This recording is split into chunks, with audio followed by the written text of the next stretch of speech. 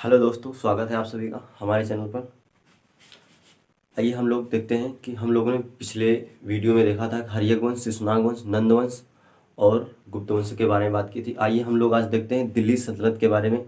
देखते हैं कि इसमें कौन से वंश हुए और कौन से महत्वपूर्ण शासक हुए। आइए उनके बारे में जानते हैं।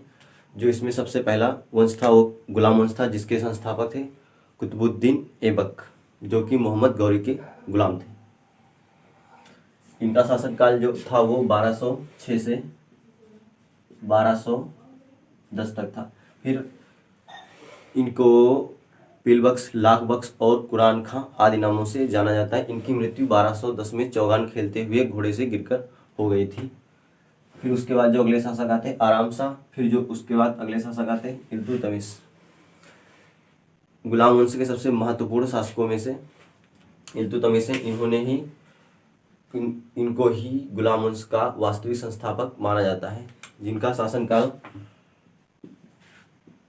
1211 से 1236 तक रहता है। फिर उसके बाद अगले शासक आते हैं रुकनुद्दीन। फिर उसके बाद जो अगले शासक आते हैं रजिया सुल्तान। ये एकमात्र महिला शासक थी जो कि दिल्ली सल्तनत पर शासन किया।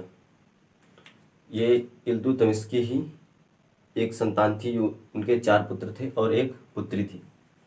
फिर जो अगले शासक आते हैं वो बैराम शाह आते हैं। फिर जो अगले शासक आते हैं वो मसूद शाह आते हैं। फिर उसके बाद जो अगला शासक है वो नसीरुद्दीन शाह। ये शासकों का क्रम है, हो सकता है क्रम पूछ ले आपसे, इसलिए याद रखना जरूरी है।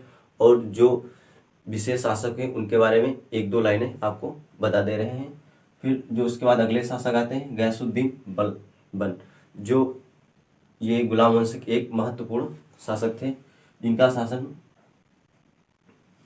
जो गयासुद्दीन बलबन हुए। इन्होंने लौह और रक्त की नीति चलाई और इन्होंने जो दल चालिसा था उसका अंत कर दिया। दल चालिसा की शुरुआत इल्तुतमिश ने की थी। उसके बाद जो अगले शासक आते हैं कैकूबाद आते हैं। जो गुलाम वंश का अंतिम शासक है वो कैमूर्स है। इनका शासन काल मात्र 3 माह का ही रहा। इनके संरक्षक थे वो जलालुद्दीन फिरोज खिलजी थे। जलालुद्दीन फिरोज थे तब उनका नाम था। उन्होंने इनकी हत्या कर दी और खिलजी वंश की स्थापना की, जिसके संस्थापक जलालुद्दीन फिरोज खिलजी माने जाते हैं। फिर जो अगले शासक हुए वो अलाउद्दीन खिलजी। ये खिलजी वंश के सबसे महत्वपूर्ण और सबसे पराक्रमी शासक थे अलाउद्दीन खिलजी। इन्होंने बाजार प्रणाली की शुरुआत की। इन्होंने उत्तर भारत और दक्षिण भारत में बहुत से अभियान किए, जिसमें कि उत्तर भारत के 2 विशेष अभियान हैं जो कि बार बार पूछे जाते हैं, जो कि 1301 का रणथंभौर का अभियान और 1303 का चित्तौड़गढ़ का अभियान।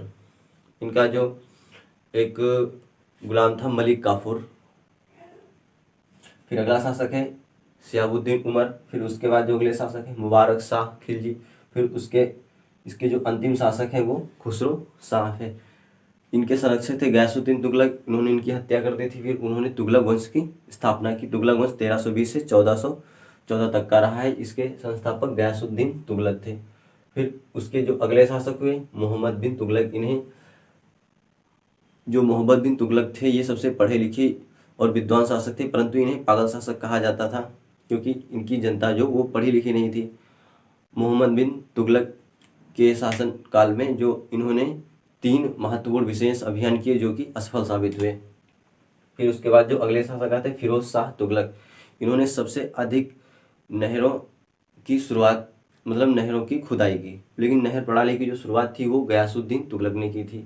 फिर उसके बाद जो इसके अंतिम शासक हुए हैं वो नसरुद्दीन महमूद हुए हैं। धन्यवाद।